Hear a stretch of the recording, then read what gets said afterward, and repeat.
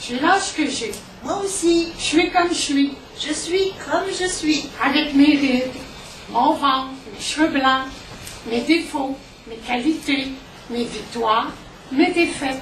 Oui, mes défaites. J'ai pas peur de le dire. J'ai perdu. J'ai beaucoup perdu. Parce que j'ai pas eu peur de jouer, de risquer, de muser, de vieillir. C'est le fun de vieillir. C'est beau des rides. C'est la vie. C'est beau comme la vie. Et la vie est belle quand on la vit pleinement pour de vrai. Parce que la question pour moi, c'est pas de savoir comment faire pour rester jeune, mais plutôt comment faire pour être en paix avec soi-même. Être jeune, dans le fond, c'est quoi? C'est avoir 20 ans. Quand je vois des personnes de 20 ans aujourd'hui, j'ai pas toujours l'impression d'être devant des jeunes. Non, j'ai souvent l'impression d'être devant des vieux. Être jeune, c'est dans la tête. Et rester jeune, c'est savoir profiter de chaque instant de la vie avec ce corps-là, ces mains-là. Rester jeune, pour moi, ça veut dire embrasser le temps présent. Il y a beaucoup d'ados qui m'écrivent pour me dire qu'ils rêvent de faire mon métier et qui me voient comme un modèle. J'aimerais leur faire comprendre que tout est une question d'énergie, de personnalité. Non pas de look ou de physique. Non, il va toujours y avoir des mannequins plastiquement parfaits et c'est bien correct comme ça. Mais c'est pas une raison pour s'empoisonner l'existence. Et puis, il y a du monde dont c'est le métier de nous embellir. Tu sais quoi? Vieillir me fait juste mieux apprécier toutes les étapes des étapes de ma vie. Un jour, un ami m'a dit t'es pas fatigué de te battre? J'ai dit non. Il a dit regarde-toi dans le miroir. Qu'est-ce que tu vois? Je savais pas quoi dire. Il a dit sais-tu ce que moi je vois? J'ai dit il a dit moi, je vois la personne la plus compétente pour être toi-même. J'ai dit, comment je fais pour être moi-même? Il a dit, regarde, elle est juste là, devant toi. L'important, c'est pas l'argent, c'est pas le succès et la réussite. Non, c'est d'être moi. Parce qu'il y a juste moi qui peut être moi. Il y a juste moi qui peut être moi. C'est tellement vrai. C'est pour ça que chaque fois que je me regarde dans le miroir, je me regarde avec compassion et amour. C'est pas toujours facile. Il y a des jours où c'est même très difficile de m'aimer. Je dirais que c'est un combat. Mais je considère que c'est de mon devoir de croire que je peux réussir à m'aimer tous les jours de ma vie. Même quand je suis au plus bas. Parce que si moi je baisse le bras, qu'est-ce qui va arriver après? Si moi, avec la chance que j'ai eue, avec toutes les belles choses que j'ai vécues, si moi j'arrête de m'aimer, qu'est-ce qui va arriver à ceux qui n'ont pas eu cette chance-là? T'as bien raison. C'est quoi ton plus grand défi en ce moment? Trouver l'équilibre dans toutes les sphères de ma vie. Mon principal défi, c'est d'organiser mon horaire pour faire de la place à tout ce qui importe vraiment, comme mon chum, mes amis. Je dois me rappeler constamment à quel point il est vital de s'arrêter et de consacrer du temps aux gens importants dans sa vie. C'est facile de laisser le travail prendre le dessus quand on est tellement passionné. Toutes ces années d'expérience m'ont appris à ne pas perdre de vue mes objectifs et à rester moi-même. Quel roman lis-tu en ce moment? J'ai très hâte de plonger dans le prochain Kim Thuy. C'est une auteure que j'aime beaucoup. Michel Tremblay est pour moi un incontournable. J'ai dévoré tous ses livres. Quel roman lis-tu en ce moment? J'adore les biographies qui racontent la vie de femmes au destin extraordinaire. Avec la vie que je mène, la télévision, je n'ai pas toujours le temps de lire des briques de 500 pages. Alors oui, je lis des revues, beaucoup de revues de toutes sortes, des revues culturelles comme des revues scientifiques, d'actualité, etc. Ça me permet de sortir de mon quotidien et de prendre un break de mes petits problèmes. Peu importe le sujet, que ce soit une entrevue avec un penseur ou un philosophe ou un article de fond sur le changement climatique. Ce qui compte, c'est de me sortir le nez de mon nombril. Me sortir le nez de mon nombril.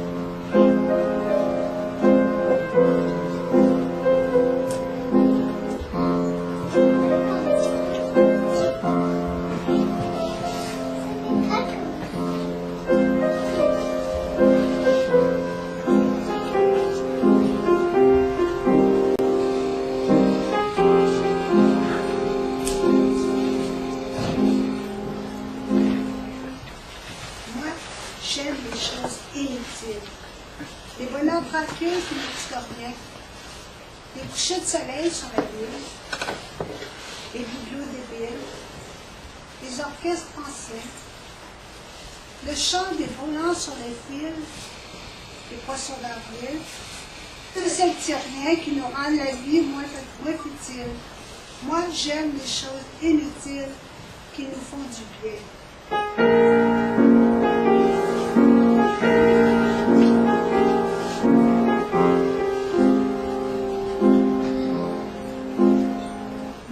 J'aime les choses inutiles. Les disques en vinyle, les contes de fées, le charme fuyant de profil perdu dans la file des passants pressés, les parfums légers, les photos où l'on fait des mille. J'aime les choses inutiles qui nous font rêver.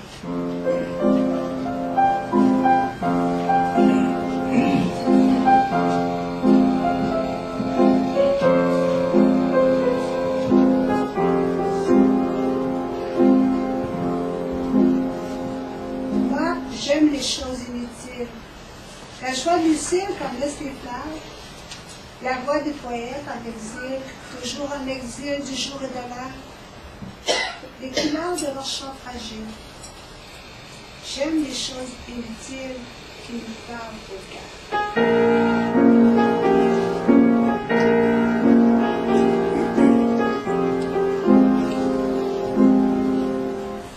Je rêve d'un monde indocile où les crocodiles et les orchidées auraient, chaque année bissectile, le droit d'être une île, ou même député. La vie n'en serait pas plus facile, l'argent moins servile. Mais on peut rêver.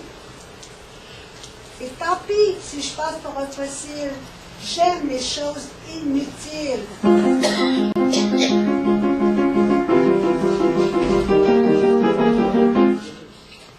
L'important, c'est de diversifier ses sources d'information. Exactement.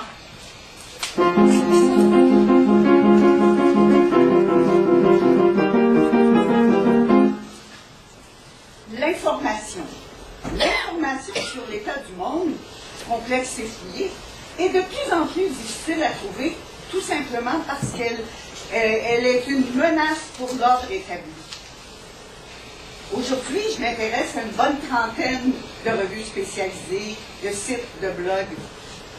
Je me suis longtemps méfiée de l'Internet, mais il faut avouer que c'est un outil qui nous donne accès à une foule d'informations qu'on ne trouve pas ailleurs. Surtout pas dans les médias de masse. Moi, ma façon de me tenir bien informée, c'est de voyager. Parce que c'est quoi la source la plus fiable? C'est celui qui la vit l'information au quotidien, dans son pays. Exactement.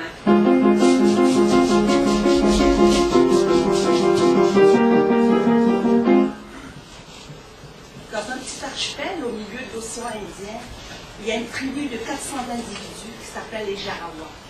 Pendant 70 000 ans, ils ont vécu comme les ancêtres, chasseurs, cueilleurs, complètement coupés du reste de la planète. Mais leur mode de vie est aujourd'hui menacé par les grands voyagistes qui veulent exploiter la richesse des îles, entre autres l'attrait touristique que peuvent représenter les Jarawats eux-mêmes. On a des gratte-ciels de plus en plus hauts dans lesquels on vit de plus en plus seul. On a accès à une technologie qui nous donne le sentiment de nous rapprocher des autres, alors qu'elle nous éloigne des personnes dont on est physiquement le plus proche. Vous trouvez pas ça paradoxal qu'on ait réussi à aller jusque sur la Lune et qu'on ne soit même pas capable d'avoir une conversation avec un étranger au coin de la rue? La population mondiale ne cesse d'augmenter alors que 47% des personnes sur la planète disent souffrir de solitude. Ce sont des paradoxes comme ceux-là qui nourrissent les médias, qui alimentent la politique, qui font rouler l'économie, qui participent au bruit ambiant. C'est Mère Teresa qui disait, celui qui n'est pas aimé, désiré, celui qui est oublié de tous, souffre d'une famine et d'une pauvreté beaucoup plus grande que celui qui n'a rien à manger. Et je trouve qu'elle a raison. C'est dans le contact quotidien avec les autres qu'on peut briser la solitude puis devenir de véritables acteurs de changement. Pour moi, le changement, ça passe d'abord par moi. Comment je peux demander aux autres de changer si moi je fais rien? Avant, j'étais quelqu'un de pressé, de stressé et de stressant. Grâce à la méditation, j'ai pu réconcilier toutes les dimensions de mon être comme on recolle les morceaux d'un miroir brisé. Dès les premières séances, j'ai réalisé que j'étais pas capable de dire non aux autres, et c'est ce qui me tuait. Moi, depuis que j'ai coupé le gluten et les produits laitiers, j'ai remarqué des nombreux changements dans ma vie. J'ai plus d'énergie, j'ai pour moins de fatigue en milieu de journée et surtout, j'ai plus de crampes ni de ballonnement. Tous ceux que je connais qui ont cessé d'en consommer ont vu une nette amélioration dans leur digestion. Et c'est en posant des petits gestes au quotidien qu'on finit par avoir une influence sur le monde qui nous entoure. Exactement.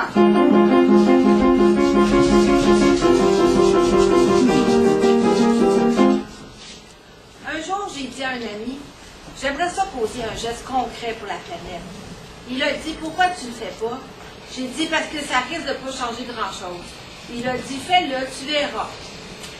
Alors, l'été dernier, je me suis mise à remplir de terre les nids de poules de ma rue, dans lesquels j'ai planté des fleurs, que j'ai arrosées, protégées, entretenues. Certaines poussaient littéralement au milieu de la voie. Je me disais qu'en un jour, il resterait plus de fleurs, que les voitures les auraient toutes écrasées. Eh bien non. Les automobilistes faisaient tout ce qu'ils pouvaient pour éviter les fleurs. Il y en a même qui prenaient des détours pour venir les voir. À bien y penser, qui écraserait consciemment des fleurs avec son char?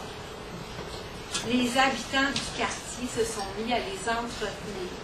Les enfants ont fait d'immenses dessins à la craie pour prévenir les automobilistes de leur présence.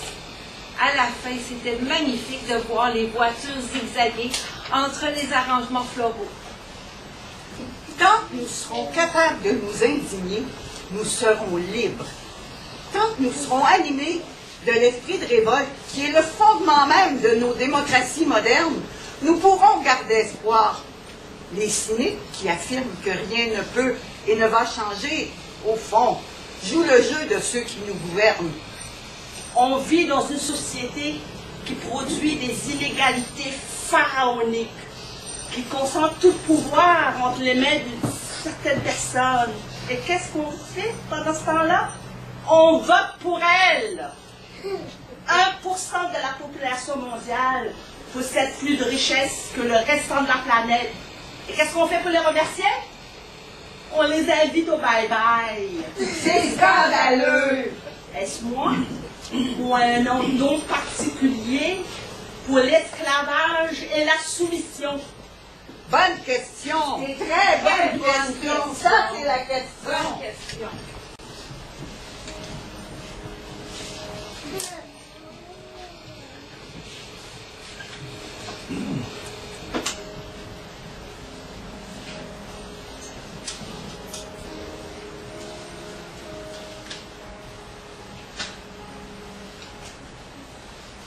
Mon tabarnak. Mon hostie. Enfin mort. Je t'ai toujours détesté. T'as toujours été quelqu'un qui m'a rebuté, dégoûté, toujours. Tu m'as déçu. Ça peut pas être ça, un être humain. Le nombre de fois où j'aurais espéré que tu me demandes comment j'allais, si j'étais heureuse, que tu me poses vraiment la question et que tu attendes une longue réponse avec un début, un milieu et une fin. T'étais insupportable. On t'haïssait tous. Menteur. Ordure. Excrément. T'étais glauque. T'étais exigeant, méchant, menteur, hypocrite, lâche. Je t'ai toujours détesté. Maintenant, t'es rien. T'es plus rien. C'est ça qui me fait peur. C'est qu'on devient rien. Ça va? Oui. Oh là là! Ça doit faire du bien de te défouler comme ça. Moi, c'est un monologue que j'ai appris un jour en faisant du théâtre amateur. Ça m'est resté toute ma vie. Une pièce, une fille qui se trouve dans une pièce au bord du lac, dans une maison au bord du lac. La fille a toujours détesté son père. Puis c'est une famille glauque, dépressive, sombre. La famille est pognée dans cette maison-là. Grosse tempête de pluie dehors. Ils sont tous là, panne d'électricité. Tout d'un coup, la fille se retrouve devant le corps de son père et lui dit ça. Je t'ai toujours détesté. Ils ont fait un film avec ça. Clac, clac, clac. On est trop bien pour mourir jeune. Ça passera pas aux nouvelles. On va-tu prendre un verre? Oui. Très fin, très fin.